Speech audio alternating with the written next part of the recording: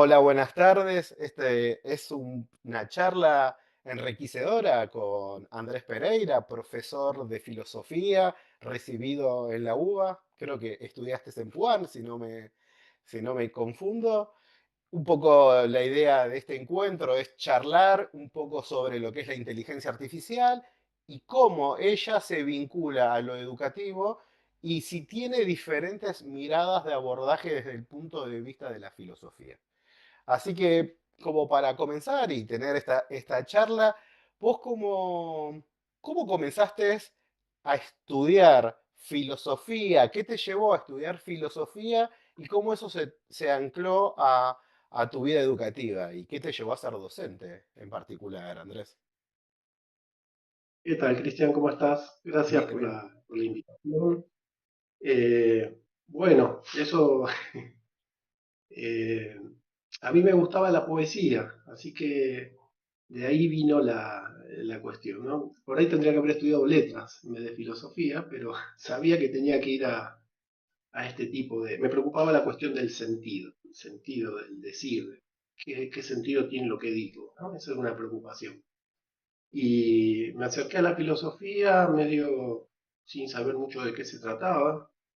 Yo iba a estudiar ingeniería, así que ingeniería industrial, así que imagínate que no estaba muy conectado con el tema, soy técnico mecánico, así que desde ese lugar fui encontrando un espacio eh,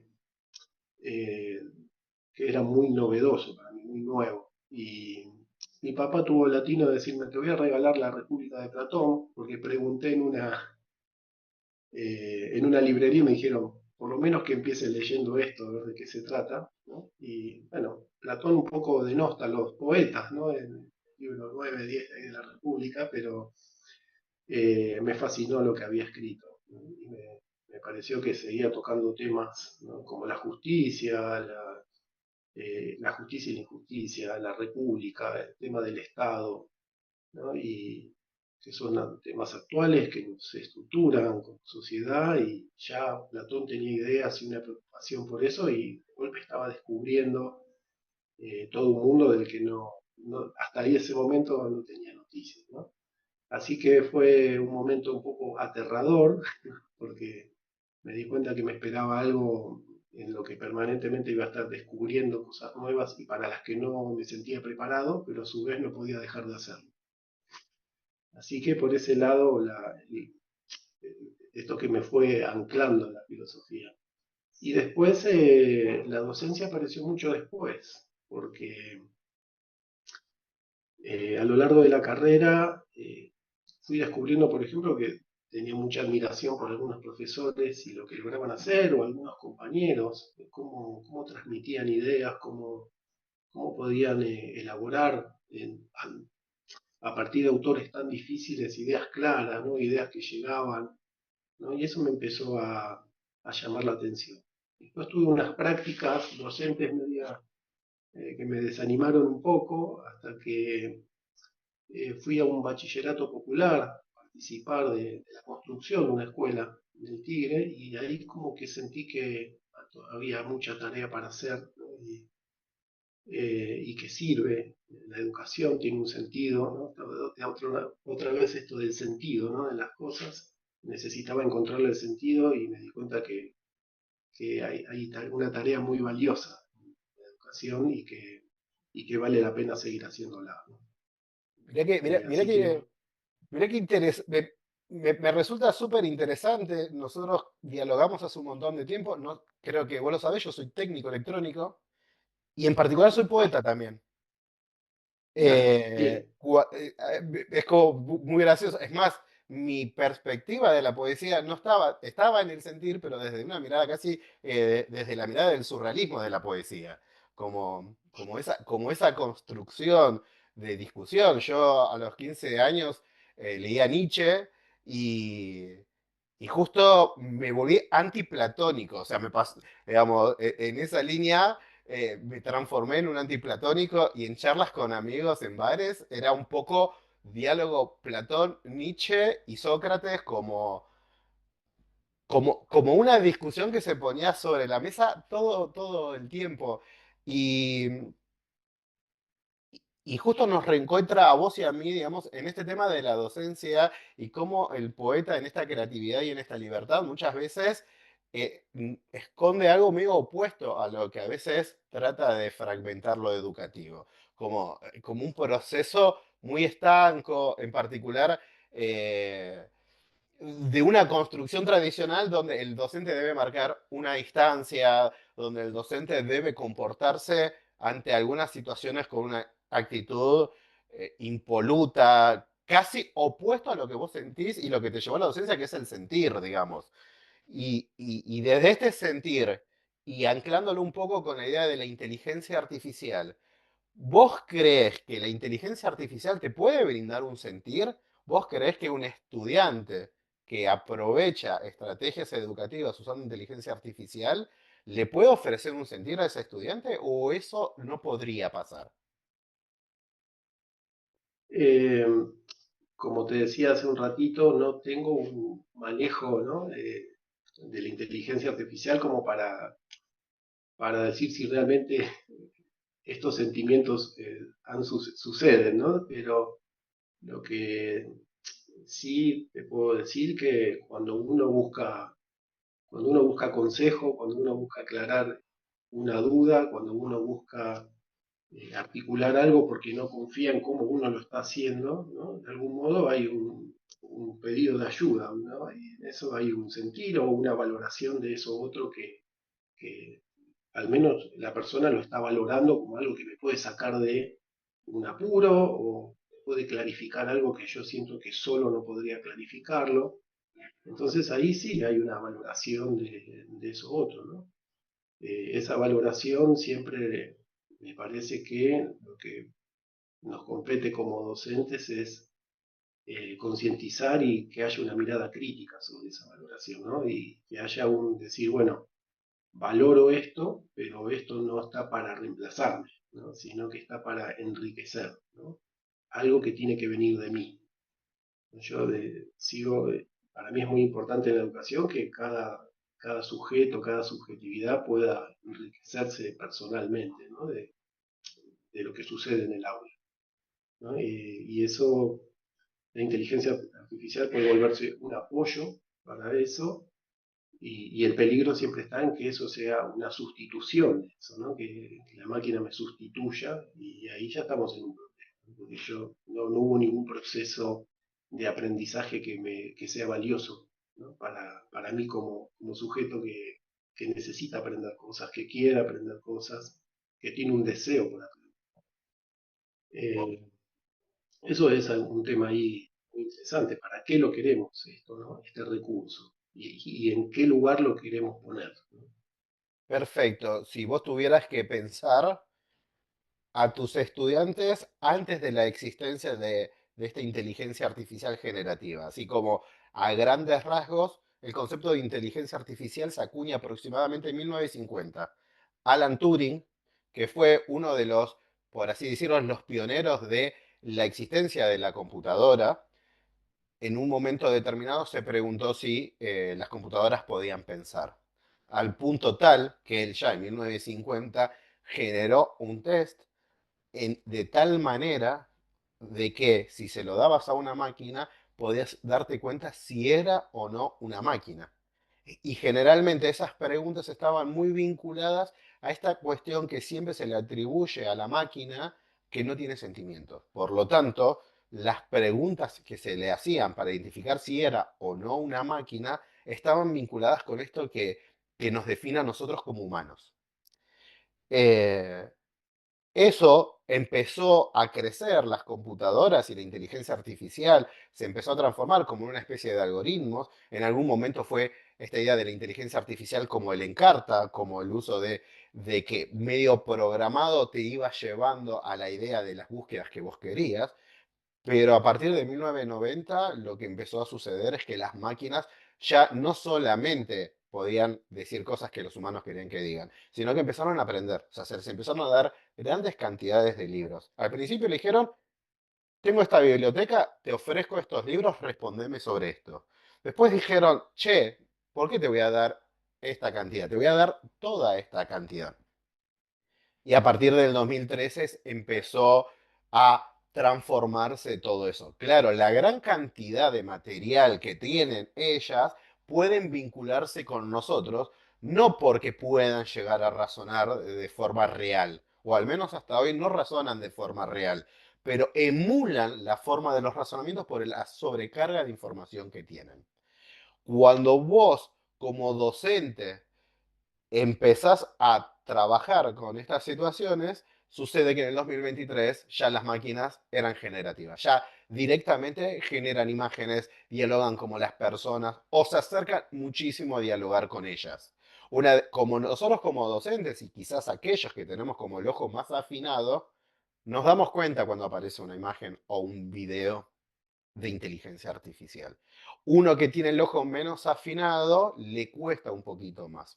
Pero ahí aparece una diferencia de un estudiante que puede tener mucho conocimiento de ingeniería de prompts, como estos diálogos que tienen con la IA, y puede hasta casi convencerte a vos de que estás expresándote vos. Yo hice 3 libros con inteligencia artificial, uno basado en la inteligencia artificial, utilizando inteligencia artificial. Y la persona que me corregía los exámenes me llama y me dice, me sorprende cómo está escrito esto sabiendo yo de antemano que estás usando inteligencia artificial y que no se note, me dijo él. Ante esta situación y desde la perspectiva ética, ¿qué piensa la filosofía en esta delgada línea de la presentación de un trabajo práctico, de una evaluación, sin que se note que es inteligencia artificial y vos dudando de si utilizó o no la herramienta? ¿Vos creés que se está delegando demasiado a la inteligencia artificial hoy en día y se está relegando el pensamiento crítico y la construcción personal? Eh, yo creo que puede ir en ese camino, ¿no? Creo que ya esto viene desde Sócrates, ¿no? Esta cuestión de el conocimiento hecho no es conocimiento que uno ha producido y que tiene que ver con la propia carnadura, ¿no? Con la propia vida de uno y cómo resuena eso en uno, ¿no? Desde ese lugar, entiendo que si es para apoyarnos en potenciar nuestras propias curiosidades, nuestras propias preguntas, ¿no? Puede ser una herramienta facilitadora de eso que antes había que ir a buscar en un catálogo. Yo iba a la facultad, había que ir a un archivero, ¿no? Y buscar los libros, libros viejos, a veces en mal estado. Y ahora uno tiene un acceso rápido, incluso te elabora cosas, ¿no? En la máquina, pero el, el proceso genuino de producción que pasa en el sujeto no es reemplazable, ¿no? Y me parece que el aprendizaje sigue pasando por ahí. Y que una persona que escribe más o menos, pero que hizo el esfuerzo de articular una idea, se lleva algo potente, algo que queda, ¿no? Y cuando delegamos demasiado en la máquina, se vuelve más superfluo lo producido. Como que lo voy a olvidar más rápido, no me va a quedar nada de eso, ¿no? Eh, por ejemplo, yo no evito mucho lo memorístico, lo de las fechas, ¿no? Trato que elaboren ideas, que conecten, ¿no? Que hagan todo eso que la IA generativa hace ahora, ¿no? También, que conecta, pero emulando esa gran capacidad que tenemos nosotros, mucho menor a la de una máquina, pero que en realidad como sujetos siempre hemos sido, con respecto a toda la información que maneja eh, el planeta, ¿no? Siempre es poco lo que sabemos, la porción de realidad que manejamos y la interpretación limitada que tenemos de lo que podemos entender. O sea, la IA puede seguir sumando conocimiento y yo no voy a poder saber más por eso, ¿no? Entonces es más interesante los recortes que hago, las decisiones que tomo en función de mis objetivos y de mis preguntas, ¿no? Eh, porque creo que la pregunta, pensar es responder una pregunta sobre la que uno no tiene respuesta, ¿no? Entonces, la pregunta es la invitación a pensar, ¿no? Que no es lo mismo que razonar, que es establecer inferencias lógicas de tipo deductivas, inductivas, abductivas, ¿no? Hay distintas estructuras lógicas. Eso es razonar, pero pensar es poner todas mis capacidades, mis habilidades, mis emociones, mi cultura, ¿no? Para tratar de responder a algo que me inquieta y que no tengo la respuesta, ¿no? Es esa invitación a responder. La IA ahí se puede volver un apoyo, una ayuda, un acompañamiento, ¿no? Para eso, eh, pero creo que la pregunta sí tiene que seguir, ¿Qué preguntas te haces sigo como siendo muy docente? arcaico, ¿Cómo, perdón? ¿eh? No te Sigo siendo escuché muy muy bien. arcaico. No, no, no. Lo que a mí me resulta muy interesante esto, ¿qué preguntas te haces vos como docente para evitar esta circunstancia de que el estudiante no aproveche el uso de la inteligencia artificial como para dejar de pensar, ¿no? Digo, ¿qué herramientas podemos utilizar nosotros los docentes para que ante la propuesta de una actividad, que la propuesta sea pensar, el uso de la inteligencia artificial modifique al menos la búsqueda de eso que necesitamos tener en clase? Bueno, creo que a veces las cosas que traen nuevos desafíos y desarrollos también nos hacen replantearnos el valor, por ejemplo, de la presencialidad, ¿no? Pero de la presencialidad en el sentido de compartir junto a otros una problemática, ¿no? Y en ese, sin dispositivos. Está bien, uno tiene un pizarrón, puede tener un apunte, ¿no? Pero esta cosa de, bueno, ¿qué hacemos acá y con lo que tenemos acá para responder a esto? ¿No? Y con ese trabajo me parece que se gana mucho, incluso para después ir a la IA y enriquecer eso. Pero el momento el puntapié inicial tiene que estar en algo más primigenio, más originario y más conectado con ese cara a cara en el que estamos charlando, en el que hay una pregunta, un planteo, un balbuceo, las cosas empiezan con balbuceos a veces, ¿no? Bueno, ¿qué puedo decir sobre esto? Y empezar a buscarse un objetivo, a buscar una articulación de algunos conceptos, ¿no? Y me parece que ese trabajo no hay que renunciar a hacerlo, porque ahí sigue estando despierto nuestro aparato creativo, nuestro aparato productivo y, y se pone en juego la imaginación, ¿no? Hay que recurrir a lo que uno mismo tiene un poco para mantenerlo también despierto, ¿no? Que no quede en el olvido, que pase desapercibido, ¿no? Trabajar un poco con eso. No para negar lo otro, ¿eh? Sino después uno puede ir y decir, bueno, voy a mejorar un poco la atención de esto que hice, porque o voy a preguntarle a ver qué cosas se me pudo haber pasado por alto, que son siempre infinitas, ¿no? El asunto es que uno siempre que va a escribir o producir un texto está dejando cosas afuera. Y aparte es saludable, ¿no? Nietzsche decía, no hay nada mejor que olvidarse de las cosas. Imagínense que uno se acordara todo el tiempo de todo. Estaríamos totalmente, sería enloquecedor, la vida sería enloquecedora. Tal cual, Necesitamos olvidar. tal cual, hermosa Eso frase. eh, parece que la IA nos promete algo. Ya en Francia, ¿no? Diderot con el saber enciclopédico había tratado de decir, bueno, sistematicemos todo el conocimiento. Y siempre para mí está la sospecha de que hay alguien que toca alguna tecla y dice, bueno, pero todo no accedas a todo. Como que Bueno, también está eso, no sé si tenés cierta a Asimov, vigilancia. claro, no sé si tenés a Asimov cerca, hablando de lo que él pensaba en un futuro con la posibilidad de la existencia de Internet, diciendo, si todo el mundo tendría acceso a una biblioteca infinita, las escuelas tal vez dejarían de existir porque todo el mundo tendría mucho entusiasmo de aprender cosas que puede buscar al alcance de sus manos.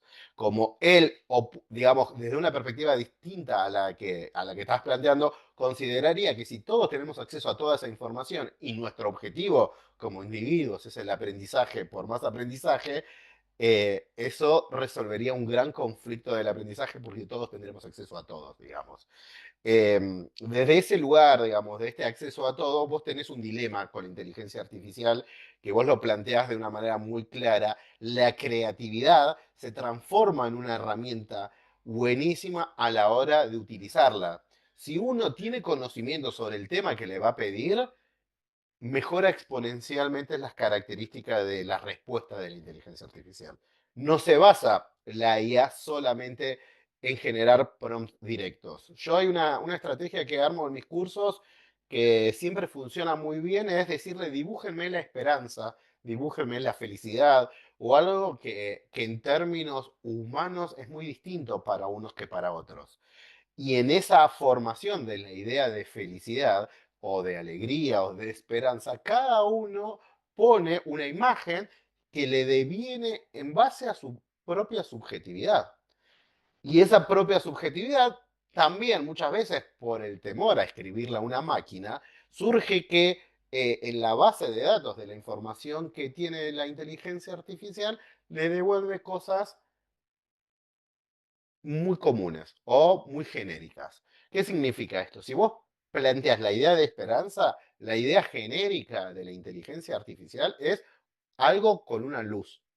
Tipo, el crecimiento de una planta y un sol, un rayito de sol. Si uno no expresa lo que es la esperanza para uno, si dice qué es la esperanza, simplemente va a poner esta característica que según la IA le resulta más cómoda. ¿Estamos de acuerdo? En cambio, si para uno la esperanza, no sé, una estudiante en la época en la que iba a salir campeón platense, estaba a un partido de salir campeón, la esperanza para ella era que salga campeón platense. Entonces era un padre con una nena puesta en sus hombros, festejando en la cancha la posibilidad de salir campeón, digamos. La perspectiva de la esperanza para ella era eso, y esa persona se dio la posibilidad de dialogar con mayor profundidad y le devolvió algo más cercano a su sentir.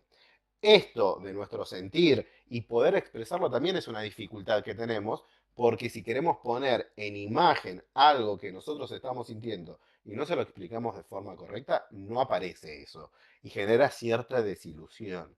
Y en paralelo a esa actividad, lo que les digo al instante es, bueno, dibujame esto que estás viendo en el pizarrón, una imagen X, digamos, a veces más elaborada, a veces menos elaboradas, pero traten de describir lo que están viendo y que salga igual. Cuando vos le pedís a alguien, a un estudiante, que trate de realizar algo que está visualizando, se complejiza muchísimo más. ¿Por qué? Porque ya ahora no es la libertad de decir que es la esperanza para mí, que es algo medio ambiguo o diferente para cada persona. Entonces, de ahí el planteo es, imagínense que si un tema tan abstracto y tan amplio para nosotros,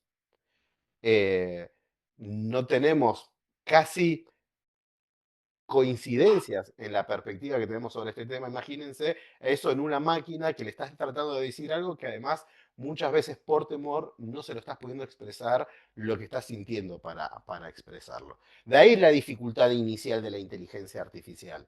Por eso a veces nosotros como docentes es qué autoridad o qué confianza podemos tener en el estudiante, porque tenemos en este momento tenemos dos versiones, digamos, el estudiante que ya elabora, ya sabe cómo escribir a la inteligencia artificial para que la imagen aparezca al profesor con rulos, con auriculares, ya lo sabe.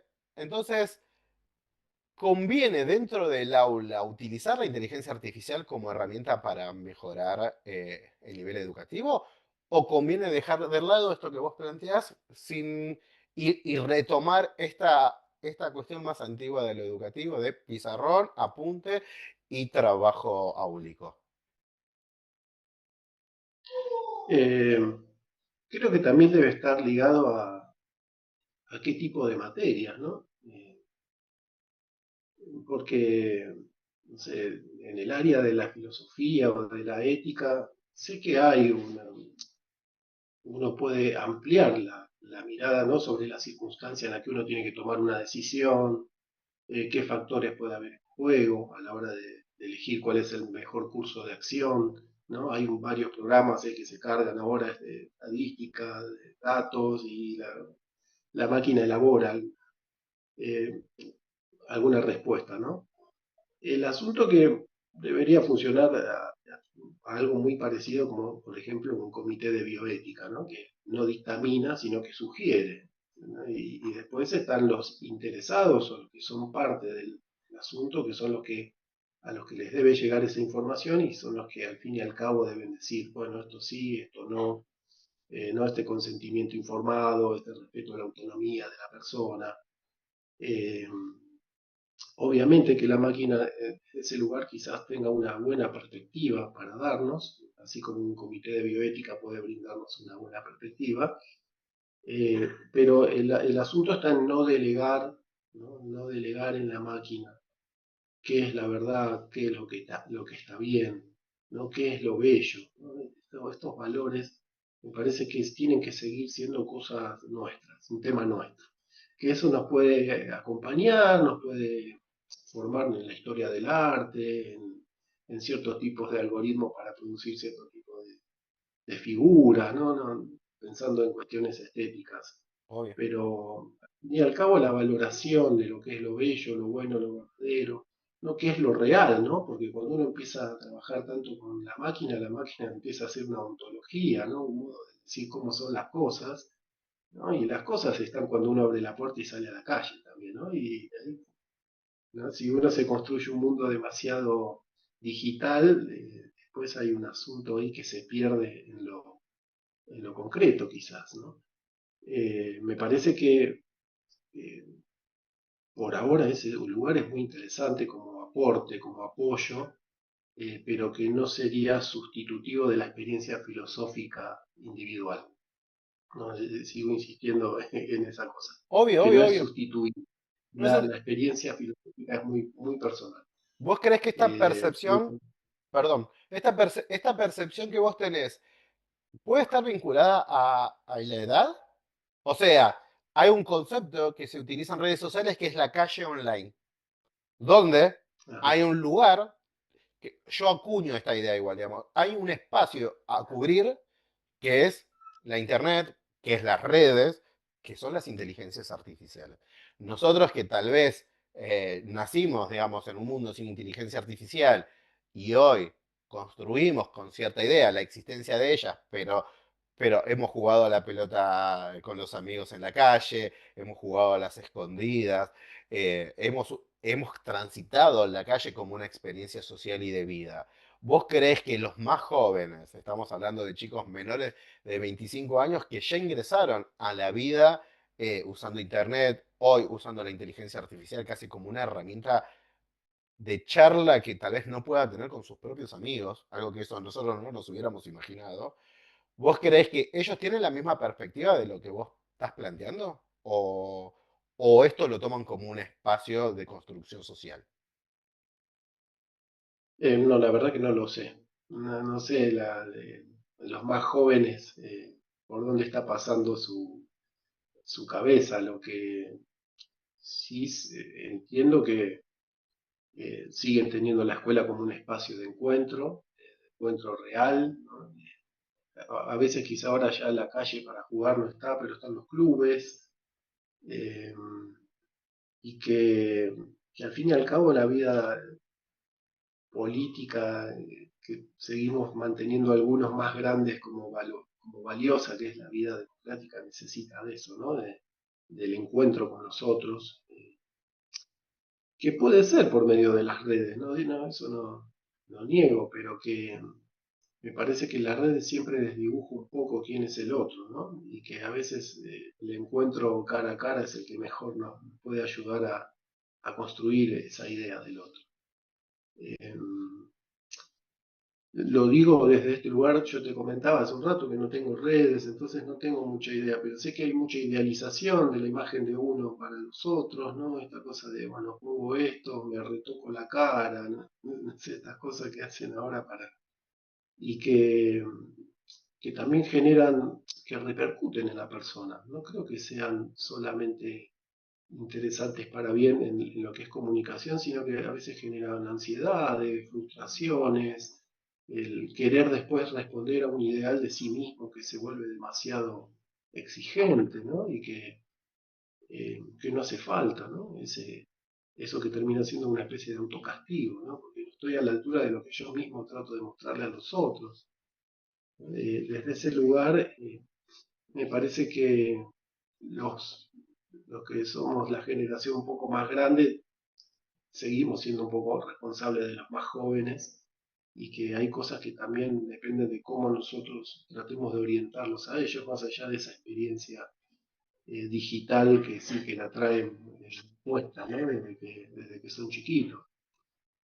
Hoy ya hay estadísticas y recomendaciones, ¿no? De no darle tanto celular o aparatos a los niños chiquitos, porque ahora lo que está pasando es que ya hay una experiencia, ¿no? Ya hay una experiencia sobre eso y en los momentos en los que el cerebro está madurando, termina siendo un poco, puede ser nocivo para esos niños, ¿no? Y para los más jóvenes creo que hay que hay que rever un poco todas esas cuestiones, ¿no? Hay países hasta que están legislando, ¿no? Para decir a partir de qué edad es conveniente, qué hacer en el colegio con esos dispositivos, ¿no? Es como que todavía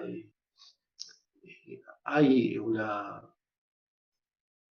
una mayoría de edad, como diría Kant, que hay que asumir, ¿no? Que es esta de, bueno, hay que tomar decisiones y hay cosas que, bueno, esto sí y esto no. Esto ayuda, esto, ojo, que atrofia o que infantiliza, ¿no?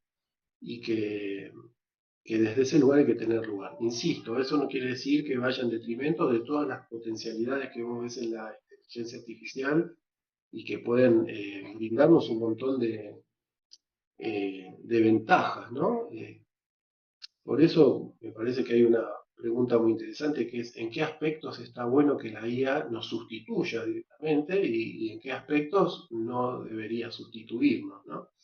Eh, Me parece que ahí está la cuestión. Yo veo ahora que muestran, ¿no? Camiones que se manejan solos, autos y aviones, ¿no? Que se manejan con una precisión mayor o quizás está más segura, ¿no? La verdad que yo no sé, no estoy a la altura de esa comprensión, pero sé que, o trabajos como siempre, ¿no? Que se irán agotando porque quizás la máquina lo haga mejor o evite que nosotros con nuestros cuerpos nos expongamos a cosas nocivas, peligrosas, demasiado desgastantes, tanto en lo físico como en lo psíquico, ¿no? Y desde ese lugar sí hay un montón de ventajas maravillosas que pueden llegar a venir. Como decía Marx ya en el siglo XIX, el problema no son las máquinas vienen a resolver los problemas. El problema es qué hacemos con esas máquinas y quién se ve beneficiado de esas máquinas, ¿no? Hermoso. Y la pregunta sigue siendo la misma, ¿no? En Excelente, este sí. sentido. En términos de legislación acá en Argentina, al menos en la ciudad de Buenos Aires y ahora en la provincia de Buenos Aires en general, digamos, eh, ya en la primaria y creo que hasta parte de la secundaria, no quiero equivocarme, pero ya no está permitido el uso de celulares. Lucio, mi hijo, va a ingresar a un jardín donde, a un colegio primario, digamos, porque entra a primer grado, donde se espera que no se use tecnología en ese lugar. eh, y bueno, hay un proceso de adaptación ante esa situación. Al parecer, en estas cuestiones que se vinculan al uso de la inteligencia artificial y de las pantallas versus o no, hay hasta alguna cuestión casi neuronal, ¿no? Son cosas que uno va leyendo en diarios y demás, no tengo fuentes, pero bueno, está claro que genera un proceso que nos complejiza. Y en esta idea inicial que vos planteas de, che, la inteligencia artificial me puede beneficiar, la máquina puede resolver algunas cuestiones que tal vez los seres humanos no pueden resolver, y en otras sí, o sea, como un uso casi responsable, ¿no? Digamos, de la tecnología. ¿Vos crees dos cosas? Uno, la inteligencia artificial puede reemplazar a los docentes como una posibilidad? ¿Crees que somos reemplazables los docentes en una o en todas las materias? Y la segunda es si la inteligencia artificial puede tener accesos para unos y no para otros, y empieza a existir una vez más una brecha en lo tecnológico que beneficie muchísimos a unos o a otros. Te hago un paréntesis pequeño. en el uso de la inteligencia artificial y de las redes, hoy las élites educativas, el hijo de Mark Zuckerberg, el dueño de Meta, Facebook, WhatsApp, Instagram, le quita las pantallas a sus hijos. O sea, contradictoriamente y contraintuitivo, las personas que construyen estos mundos virtuales le dicen a sus propios hijos, no vas a usar pantallas. Eh, digamos, y por ahí en las familias más populares se les da porque dice, bueno, esto es algo que se puede utilizar. ¿Vos cómo ves esa mirada? ¿Con qué mirada tenés al respecto? Mira, con respecto a a la primera pregunta, sí, nos puede reemplazar tranquilamente la IA, porque no es un tema de la máquina y sus habilidades, sino que es una cuestión política, ¿no? ¿Qué queremos de educación? Es una pregunta política sobre qué tipo de sociedad queremos y, y según las decisiones que se tomen en ese ámbito podríamos ser tranquilamente reemplazables, ¿no? Hay muchas carreras, ¿no?, que son puramente digitales y que están ya coordinadas. Sé que hay unas escuelas nuevas en Estados Unidos, las escuelas alfa, creo que se llaman, que ya están haciendo una mixtura, ¿no? Tienen de a 20 minutos de las materias básicas a la mañana, en matemática, lengua, todo, con inteligencia artificial solamente, pero después tienen toda la parte extracurricular que está basada en actividades no digitales, ¿no? Entonces, que son proyectos nuevos, todavía no se saben los resultados, todavía no sabemos. O sea, la cuestión es más política que técnica, siempre, ¿no? Por más que queramos poner todo en la tecnología como la que viene a resolver o no, tiene que ver también con las decisiones que como sociedad tomamos y qué objetivos queremos como sociedad, qué tipo de subjetividades queremos. eh, y, y por más que la historia siempre parece que nos pasa por arriba, ¿no?, con sus nuevas, eh, con sus novedades, con sus innovaciones, bueno, no dejamos de ser subjetividades que tratamos de resistir a eso, en el sentido de, bueno, de tener una mirada crítica y de posicionarnos con respecto a eso desde algo. Ahora, si las mayorías empiezan a decir, mira, los docentes no sirven para nada, es muy probable que podamos ser reemplazados tranquilamente por máquinas. El asunto es qué tipo de subjetividades vamos a construir y, y que después a qué mundo, qué consecuencias va a tener eso para el mundo, ¿no? Porque obviamente un sistema digital unificado con un predominio sobre qué es la verdad, sobre qué es lo que está bien y sobre qué es lo bueno y lo bello, ¿no? Creo que nos atrofiaría terriblemente como humanos. Quizás pasemos a ser una super máquina. Algunos hablan del transhumanismo, ¿no? Esta unificación de la mente humana con lo artificial en super. Pero la idea no es la de Nietzsche. Nietzsche no habla de un superhombre, como un hombre superpotencial. Dice, hay que buscar al suprahombre, un hombre que viene más allá de este hombre viejo que somos, este hombre de ahora que ya se está poniendo medio denso, ¿no? O sea, tiene que ser otra cosa, no esta cosa muy potenciada, ¿no? Y la IA potencia mucho, mucho, cuantifica mucho algo que es más de lo mismo, mucho más de lo mismo. Y que está en nosotros el ver si queremos mucho más de lo mismo, preguntarnos si esto que hay está tan bueno o podría ser un poco mejor, ¿no? Entonces, eh, las brechas, esto que me preguntabas, ¿no? Sigue habiendo unas grandes brechas económicas, por ejemplo, de acceso a la salud. Eso me es muy preocupante. Ojalá que la IA pudiese resolver problemas en lo que respecta al acceso a la salud, ¿no?, a una salud de calidad, donde todos pudiésemos tener la posibilidad de ser atendidos con buenos recursos tecnológicos, ¿no? Pero eso no tiene que ver con las máquinas. Las máquinas pueden seguir creciendo y volverse cada vez más grandes e interesantes, pero si no hay decisiones políticas que impliquen un sentido de lo justo más interesante que el que hay en este momento, las cosas no van a mejorar en lo real, ¿no? Eh, Insisto, creo que la inteligencia artificial se puede volver una herramienta interesante para eso, pero por ahora no veo que esté yendo en ese camino, ¿no? y que las brechas siguen siendo en lo material muy marcadas. Tenemos problemas sociales muy preocupantes. La legislación de eso, hay una discusión muy profunda en comunidades vinculadas a la inteligencia artificial, a tal punto de que en esta idea de las inteligencias artificiales generativas se toman muchas veces para hacer fake news. Y, por ejemplo, en Estados Unidos hay como una regla muy clara con respecto a eso. Quien produce fake news puede hasta ir preso. Em, Pueden tomar a una persona conocida e inventarle algo y con eso los puede abrochar. Vienen las dos últimas preguntas y con esto vamos cerrando. ¿Estás bien? ¿Cómo venís? Sí, te comento una anecdótico. Parece que en China están sacando una ley para que aquellos que hagan en YouTube o en alguna de las redes, por ejemplo, comentarios o cuestiones que tengan que ver con la salud o con nutrición, o que tengan que presentar que tienen algún título habilitado, ¿no? Bien. Porque aparece esta cosa de seguir a personas que en realidad por ahí no te están sugiriendo cosas desde un lugar que no sabes de dónde viene, ¿no? Y eso a veces eh, la cuestión carismática o la cuestión de buen vendedor te puede llevar a convencer a las personas de cosas que en realidad no son saludables, por ejemplo, ¿no? O sea, están estas cuestiones también en juego, ¿no? Y cómo el usuario también tiene que tener una perspectiva sobre las cosas para decir, che, ¿y esto de dónde viene? ¿Qué comprobación tiene? ¿No? De qué lugar sale esta información, ¿no? Que son las cosas que en la formación académica es interesante tener presente siempre. ¿Cuáles son las fuentes? ¿En qué se apoyan?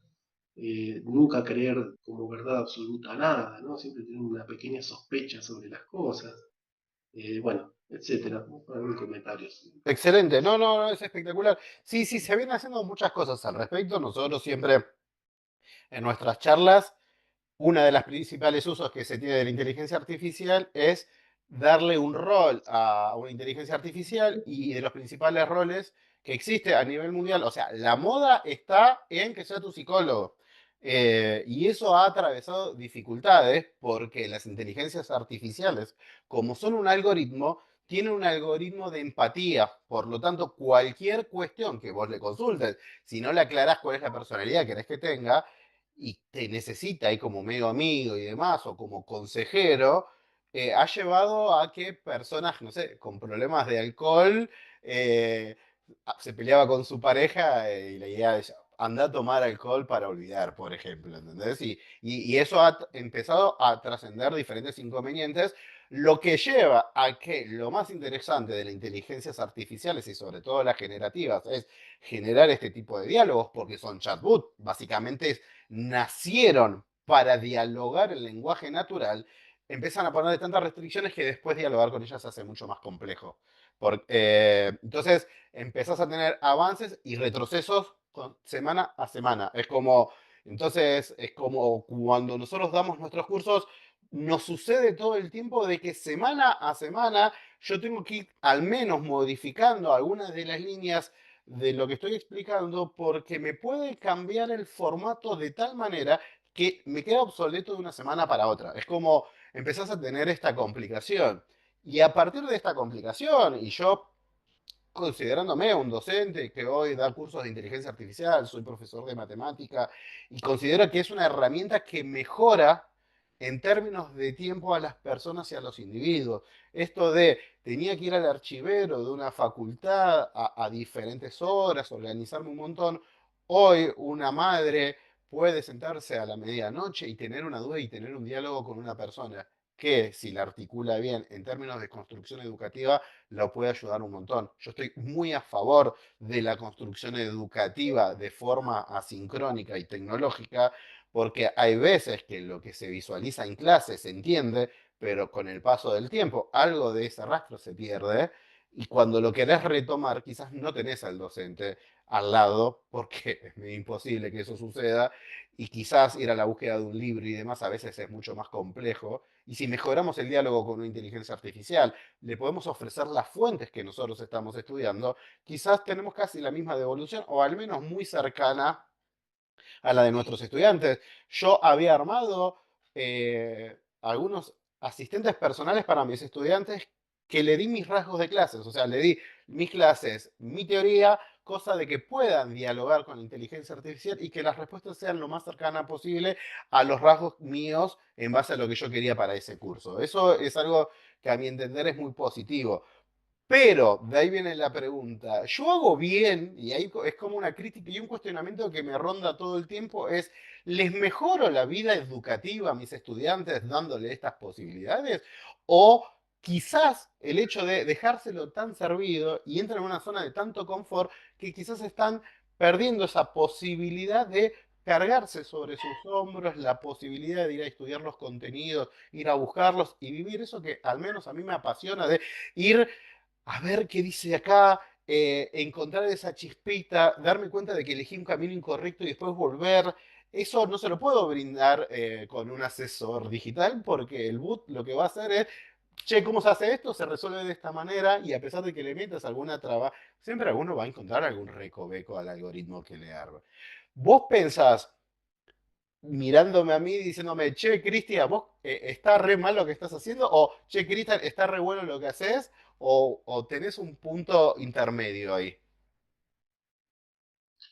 Eh, yo creo que estoy más en un punto intermedio. Porque me parece que esto puede ampliar las experiencias educativas y que la puede venir a enriquecer. Me parece que no se puede perder lo otro. O sea, de que tiene que aparecer como una nueva posibilidad, ¿no?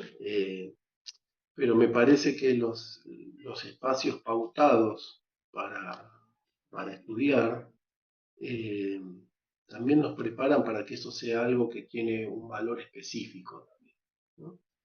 Y que esta cosa de lo totalmente esporádico, ¿no? De, bueno, voy a poder darle, nos puede ayudar, pero llega un momento que no sé hasta qué punto se incorpora eh, un modo de acceder a las cosas, ¿no? Y pareciera como que, bueno, lo voy viendo más o menos cuando puedo y no tengo ese espacio que es para eso, ¿no? Por un lado es interesante para aquel que dice, bueno, de una a dos duermen los chicos, entonces me siento a resolver algunas cosas y me puede ayudar, pero no sé hasta qué punto con eso solo podría bastar para que una persona pueda desarrollar una carrera profesional, ¿no? Que también implica un compromiso con un tiempo disponible para eso, ¿no? Que tiene que estar para eso. Yo sé que suena medio, ahora parece como elitista, más que tener tiempo para estudiar, ¿no? Que parece elitista. En el sentido de que si uno va a ser un profesional de algo, tiene que saber que va a haber un tiempo que va a ser para eso y que es importante que ese tiempo sea, ¿no? Y que tiene que estar pautado. Eso no quiere decir que lo que vos propones puede ser un complemento muy interesante y enriquecedor también. No, no, estoy en un punto intermedio. Perfecto. Eh, Perfecto. Y como última pregunta, dos cositas pequeñas. Una es, ¿qué pregunta te hubiera gustado que te haga? Digamos, si hay algo que cuando te invité a participar de esta entrevista y tener esta charla, a vos se te ocurrieron ideas. Y nada, y hacer un cierre con lo que a vos te parezca con respecto a esto que estuvimos dialogando. Mira, las preguntas estuvieron muy lindas. Las fui disfrutando un poquito, algunas cosas me habías anticipado, así que traté de elaborar alguna concepción sobre estas cosas. Tengo muy poco conocimiento de la inteligencia artificial como algo con lo que no he interactuado. Entonces, eh, desde ese lugar te avisaba, mirá que voy bordeando un tema que quizás en algún momento me enseñes, vaya a alguno de tus cursos y lo descubra como algo, mirá lo que me estuve perdiendo, ¿no? Eh, pero más allá de eso me sigue pareciendo válida eh, esta cuestión sobre, bueno, tener una mirada crítica ¿no? Y que no nos deje avasallar con la idea de, bueno, ya está, ya con esto se va a resolver todo, ¿no? Y las cosas van a ser todas mejores, ¿no? Porque mientras ese discurso avanza, uno ve la realidad y todas sus problemáticas y no encuentra todavía una conexión, ¿no? ¿por qué si esto está tan bueno las cosas están tan complicadas, ¿no? Y me parece que el factor humano es que el que sigue ahí siendo el problema, ¿no? Y incluso la máquina podría estructurarnos para ser de personas más responsables, más felices, más... Bueno, pero ¿qué es la felicidad? Todos tenemos la misma idea de lo que es ser feliz. Eh, También la seguridad es muy interesante, el tema de que la máquina pueda generar un sistema de control y vigilancia que nos lleven a algo más seguro o de más fácil localización de un delincuente, de alguien que está por cometer un crimen. Me parecen cosas muy interesantes, pero hasta qué punto eso no empieza a ponernos a todos bajo, ¿no? Un sistema de control asfixiante, ¿no? Todo tiene me gusta tomarlo desde esta doble cara, ¿no? Bueno, ¿cuáles son los beneficios y cuáles son las cosas que se ponen en juego, ¿no? De nuestra propia libertad, de nuestra propia posibilidad de elegir, ¿no? Cuando dejamos que eso avance de una manera simplemente amigable como lo que viene a resolvernos todo, ¿no? Me parece que viene con una potencia y a resolver un montón de cosas y ojalá que me gustaría ser tan optimista como eh, hay, ¿quién habías mencionado? El escritor Asimov, habías dicho. Asimov. Bueno, Asimov, me gustaría ser tan optimista como Asimov, pero me parece que a veces también la docencia tiene este rol de despertar esa motivación en las personas, ¿no? Que por más que tengan todo ahí a disposición, eh, a veces hay que mostrarle algunas cosas que los mismos algoritmos no te las muestran si empiezan a reforzar lo que vos ya buscaste, ¿no? Y en ese lugar, a veces esa mirada crítica hay que construirla y ver, bueno, ¿dónde están las otras posibilidades? Entonces, ¿no? Esta cosa de me gusta esto, entonces todo llueve sobre eso, ¿no? Todo ronda sobre eso y, bueno, ¿cómo hago para darme cuenta que hay otras cosas que también están buenas? Y despertar esa sospecha, ¿no? De hasta qué punto eso me está condicionando de una manera tal que puede terminar siendo un determinante más que un condicionante. Eh, pero bueno, creo que con esto ya estoy más que bien, no tengo mucho más para decir sobre el tema. Excelente, excelente. Hay que seguir construyendo sentido y desde esa base de la que partimos también podemos finalizar. Así que te agradezco un montón esto. Estoy muy contento de esta charla y bueno, intentaremos seguir repitiéndola, tal vez a través de una pantalla, en otras oportunidades cruzándonos en los pasillos o subiendo ascensores. Siempre es un placer, Andrés, conversar con vos, así que te agradezco un montón. Te mando un abrazo, Bueno, amigo. muchas gracias, Cristian, un abrazo.